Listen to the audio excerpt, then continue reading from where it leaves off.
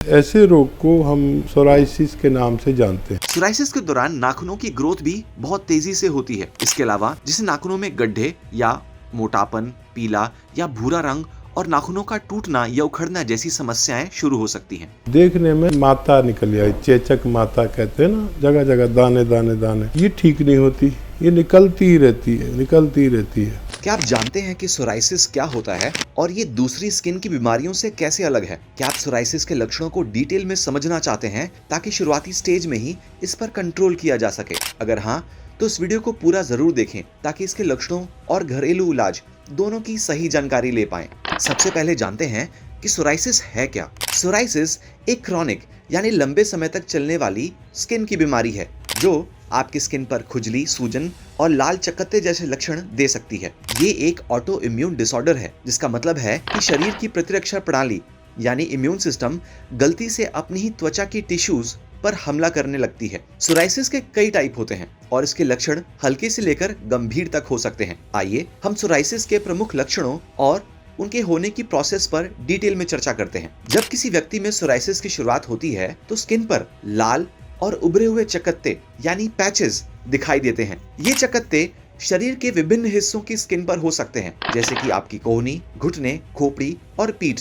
ये चकत्ते तब बनने लगते हैं जब इम्यून सिस्टम स्किन की सेल्स को तेजी से बढ़ने का संकेत देता है। नॉर्मली आपके स्किन की सेल्स हर 28 से 30 दिनों में बदल जाती है, लेकिन सोराइसिस के मरीजों में ये प्रोसेस केवल 3 से 4 दिनों में ही पूरी हो जाती है। ये तेजी से बनने वाली त्वचा की परतें ठीक से झड़ नहीं पाती और त्वचा की सतह पर इकट्ठा हो जाती हैं, जिससे लाल और उभरे हुए चकत्ते बनते हैं। सोराइसिस के दौरान इन लाल और उभरे हुए पैचेस के अलावा त्वचा पर ये सिल्वर या सफेद रंग के परतदार धब्बे, जिन्हें स्केल्स कहते हैं, आमतौर पर लाल चकत्तों पर ही बनते हैं। जब नई त्वचा या कहें उनके सेल्स तेजी से बनते हैं तो पुरानी और नई स्किन की परत एक के ऊपर एक जमा होती जाती है, और जब ये झड़ती हैं तो त्वचा पर खून भी आ सकता है और आपको दर्द भी महसूस हो सकता है।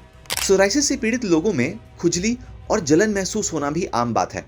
ये खुजली अक्सर प्रभावित लाल हिस्सों पर होती है जो देखने में खराब लगते हैं और आप दूसरों के सामने अनकंफर्टेबल महसूस कर सकते हैं। इस प्रोसेस के दौरान शरीर सूजन पैदा करने वाले केमिकल्स का उत्पादन करती है, जिन्हें साइकोटिन्स कहा जाता है। साइकोटिन्स शरीर में सूजन और इम्यून सिस्टम की एक्टिविटीज को कंट्रोल करने वाला प्रोटीन होता है। ये साइकोटिन्स त्वचा की नसों को उत्तेजित करता है, जिससे जलन और चुभन महसूस हो सकती है।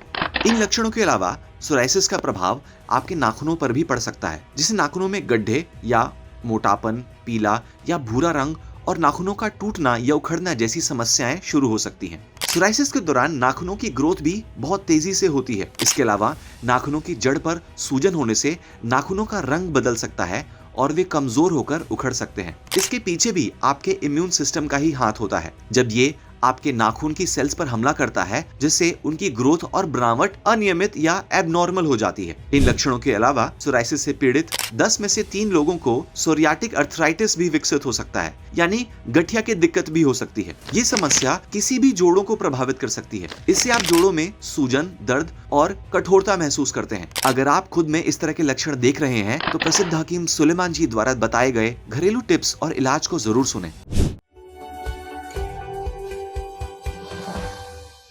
देखिए, एक ऐसा रोग जो देखने में ऐसा लगता है जैसे माता निकल आई, चेचक माता कहते हैं ना, जगह जगह दाने दाने दाने।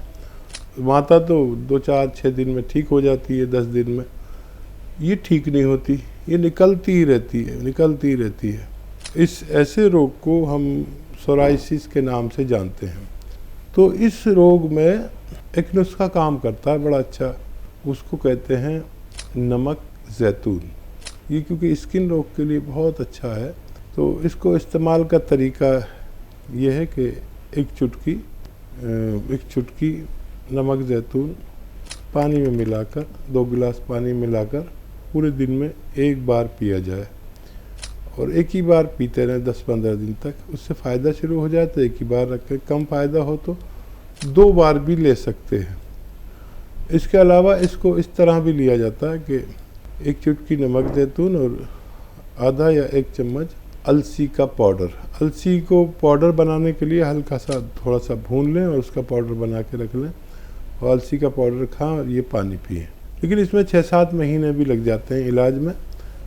आप इसे इस्तेमाल कर सकते हैं, फ़ायदा उठा सकते हैं।